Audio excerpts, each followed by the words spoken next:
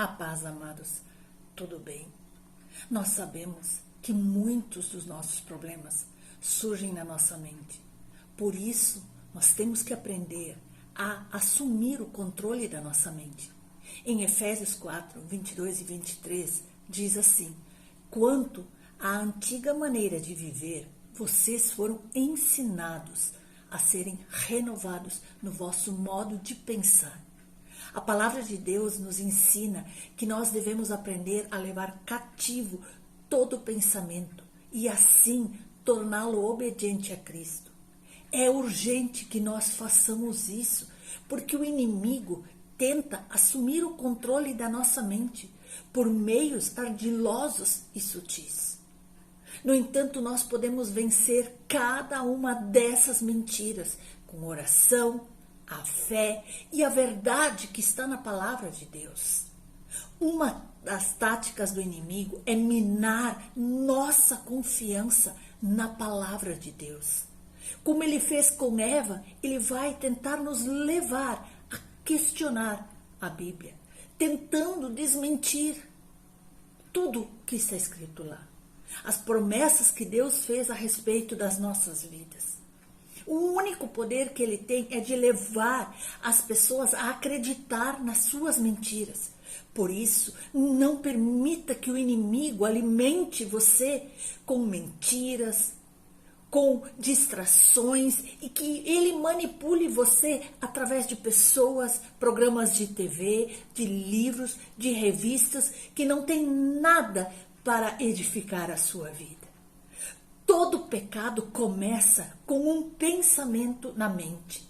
Se você não assumir o controle da sua mente, o inimigo certamente assumirá.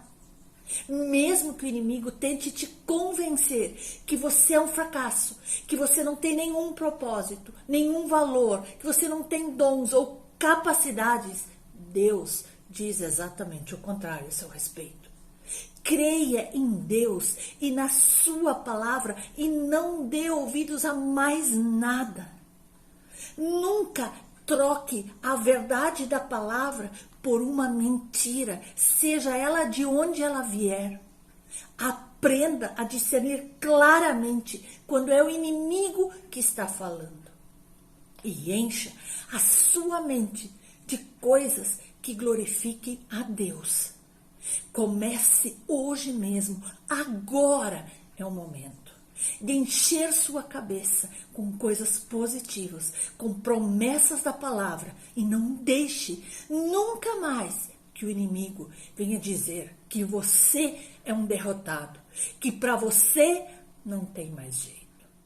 A realidade é que desde o momento do nosso nascimento até irmos para casa para estar com Jesus, algumas vezes sofreremos. Alguns têm lutas mais difíceis que outros, mas sofrimento ainda é sofrimento. Sim, vamos sofrer em algumas situações. E quando a vida se torna caótica e nós não sabemos mais o que fazer, nós nos voltamos para o Senhor em busca de ajuda e Ele responde às nossas orações e nos liberta. Deus fala conosco e nos consola. E o resultado disso é que nós nos tornamos gratos. É nesse intervalo entre o sofrimento e ações de graças que o inimigo realmente tenta atacar os nossos pensamentos. Ele pode estar começando a dizer para você: se Deus realmente te amasse, você não teria que passar por isso. Essa é uma maneira sutil de ele dizer para você que servir a Deus é inútil. A verdade é que nós teremos problemas se formos cristãos, sim. E se não formos, também teremos. Mas sendo cristãos, temos a certeza de que Cristo está conosco e que nós vamos ter vitória. Como cristãos em Jesus Cristo, nós podemos ter paz em meio à tempestade. Podemos desfrutar da vida durante todas essas dificuldades, porque nós acreditamos verdadeiramente que Deus está trabalhando a nosso favor nesse momento de problemas e está trazendo livramento. O próximo ataque do inimigo é sussurrar: isso não vai melhorar. Você serviu a Deus para nada. Veja, é isso que acontece quando você realmente precisa de ajuda e confia em Deus. Ele não se importa com você. Se realmente Deus se importasse, por que permitiria que você sofresse?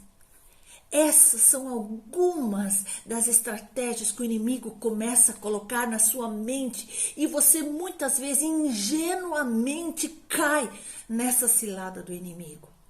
Então é nesse momento que você precisa permanecer firme. E nós podemos ser encorajados pela história de Jó. Poucos de nós sofreu como ele sofreu.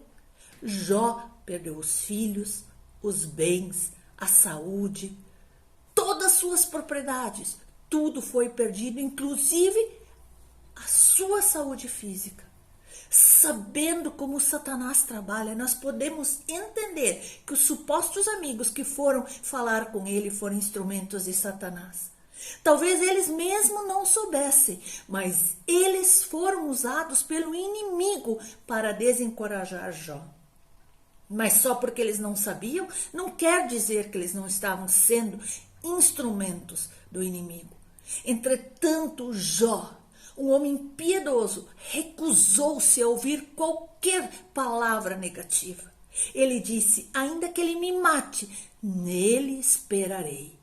Ele se recusou a permitir que o inimigo atacasse a sua mente e o fizesse questionar a Deus.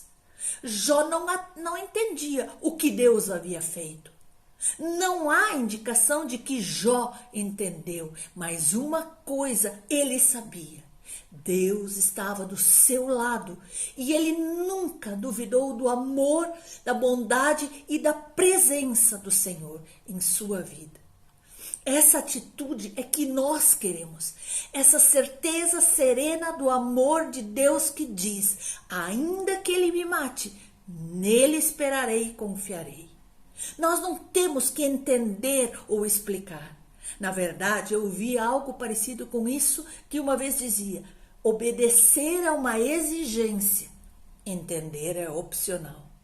Finalmente, se nós sofremos, talvez seja um lembrete poderoso de que estamos trilhando o mesmo caminho de alguns dos maiores santos de Deus. Até no tempo de Pedro, de Paulo e de tantos outros havia sofrimento. No caso deles foi por causa da perseguição romana.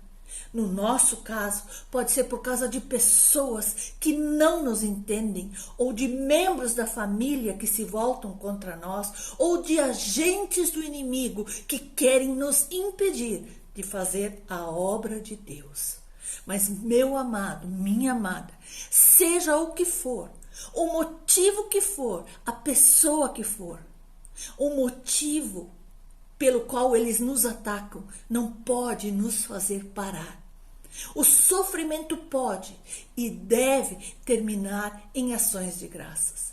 Nós temos que encher o nosso coração com a palavra de Deus e crer que tudo Ele restituirá e que Ele está na nossa frente, no nosso lado, no controle da situação. E como Jó, um dia o sofrimento vai passar e tudo será restituído. Creia nisso e viva em plenitude com o Senhor.